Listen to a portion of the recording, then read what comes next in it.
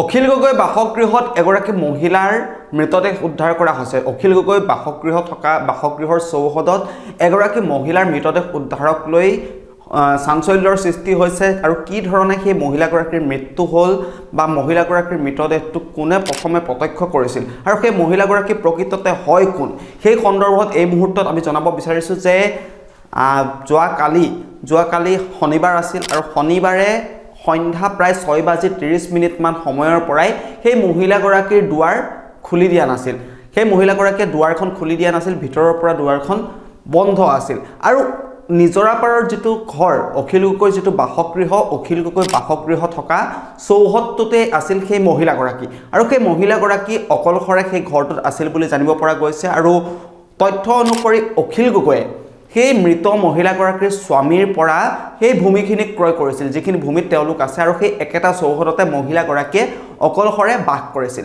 মৃত মহিলাগৰাকীৰ নাম পুষ্পাক্ষী বৰা বুলি জানিব পৰা গৈছে আৰু পুষ্পাক্ষী বৰা অকলে থাকে সেই বাসগৃহটোত আৰু কিছুদিন ধৰি পুষ্পাক্ষী বৰা অসুস্থ হৈ আছিল বুলি জানিব পৰা গৈছে আৰু যোৱাকালি অৰ্থাৎ শনিবাৰে সন্ধ্যা যেতিয়া 6:30 বজাৰ পৰা সেই মহিলাগৰাকীয়ে দুৱাৰ খুলি দিয়া নাছিল, অৰ্থাৎ দুৱাৰখন ভিতৰৰ পৰা বন্ধ কৰি দিয়া হৈছিল, তেতিয়াই অখিল গগৈৰ পৰিয়ালে আৰু অখিল গগৈয়ে সেই মহিলাগৰাকীৰ স্বামীক খবৰ দিয়ে।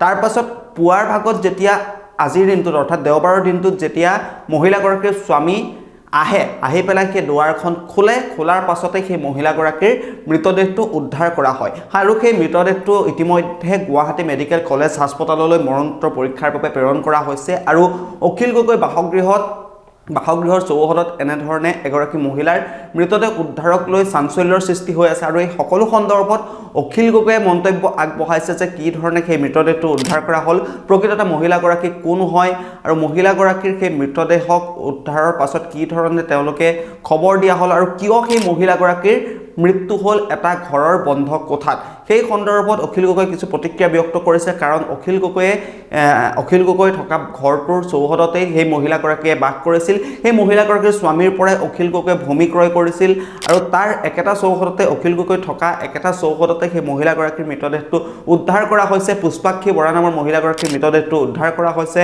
আৰু এই সমগ্ৰ ঘটনা সন্দৰ্ভত অখিল গগৈ মন্তব্য আগবঢ়াইছে। অখিল গগৈৰ মন্তব্য আছে, সেই মন্তব্য এই মুহূৰ্তত আমি আপোনালোকৰ বাবে আগবঢ়াইছোঁ। মানে আমি হাউচ নম্বৰ 40ত আমি চেয়াৰ্ড কম্পাউণ্ডত থাকোঁ।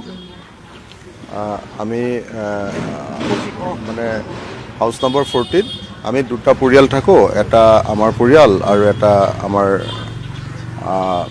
ভিনদেউহেঁত বুলি, মই ভিনদেউ বুলিয়ে মাতোঁ আৰু ভিনদেউ আৰু বাইদেউহেঁত থাকে।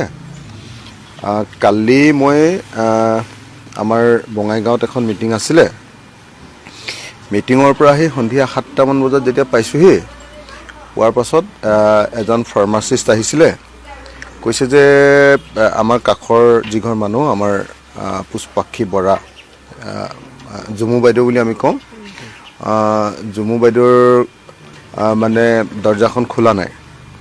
তেতিয়া মই লগে লগে ভিনদেউক ফোন কৰিলোঁ, ভিনদেউ নগাঁৱত আছিলে বুলি ক'লে। মই ক'লোঁ ভিনদেউ এনেকৈ আহিছে, দৰ্জাখন খোলা নাই। তাৰপিছত আমি চবেই চালোঁ, দৰ্জাখন খুলিব নোৱাৰিলোঁ, আমি ভিতৰৰ পৰা বন্ধ হৈ আছে দৰ্জাখন। তাৰপাছত ভিনদেউক মাতিলোঁ, ভিনদেউক তৎক্ষণাত মাতিলোঁ, মই অকণ খং কৰিয়ে মাতিলোঁ আৰু যে সোনকালে আহক, আপুনি ইমান দেৰি কি কৰিছে, এখন হেৰি হৈছে, মানুহ পোৱা নাই বাইদেউ, এনেকৈ বুলি ক'লোঁ। ভিনদেউ তৎক্ষণাত আহিলে, নগাঁৱৰ পৰা আহিলে, ল'ৰাটোও আহিলে তেওঁৰ। দুইজন অহাৰ পাছত দৰ্জাখন খুলি দেখিছে যে মানে বাইদেউ ঢুকাই আছে। বাইদেউ আচলতে দীৰ্ঘদিন ধৰি অসুখত ভুগি আছিলে। তেখেতৰ লিভাৰ আৰু কিডনী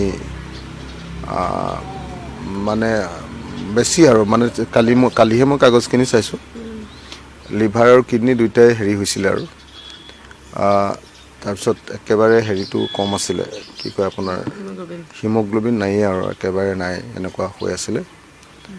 তাৰপাছত গতিকে ভিনদেউ আৰু আচলতে আমাৰ ল'ৰাটো আমাৰ বেটাত নথকাৰ কাৰণে, সিহঁতৰ ভিনদেউৰ ল'ৰাটো নথকাৰ কাৰণে তাৰমানে চাগে কিবা কাৰণত হেৰি হ'ল আৰু ঢুকালে। এতিয়া আমি লগে লগে ভিনদেউ অহাৰ পাছতে মই লগে লগে মানুহ এজন দি পুলিচক খবৰ দিয়ালোঁ পুলিচ আহি পোষ্টমৰ্টম কৰিবলৈ এতিয়া পঠিয়াই দিছে এইখিনিয়ে কথা আৰু আপোনালোকে কৈ আছে যে অখিল গগৈ ঘৰতে বুলিয়ে কৈ আছে অখিল গগৈ ঘৰত নহয় মানে এইটো আমি শ্বেয়াৰ্ড কেম্পাছত থাকোঁ শ্বেয়াৰ্ড কেম্পাছত থাকোঁ তাৰমানে আমাৰ কাষৰ ঘৰটো দেই এনেই অখিল গগৈ ঘৰ বুলি চেঞ্চেশ্যন এটা ক্ৰিয়েট নকৰিলে ভাল পাম আৰু